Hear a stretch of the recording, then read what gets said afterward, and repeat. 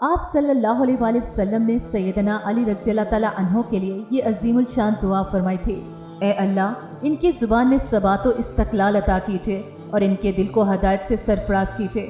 لہٰذا یہ بالکل فطری بات تھی کہ وہ اپنے دور خلافت میں اپنی حکومت مکمل عدل پر قائم کریں اور اس سے اپنے مقاصد اور اہداف میں سر فہرست رکھیں۔ وہ خوب سمجھتے تھے کہ تمام امور اسی طرح سیدھے ہوں گے اور اسی طریقے سے رعیت کے ماں بھی محبت پیدا ہوگی۔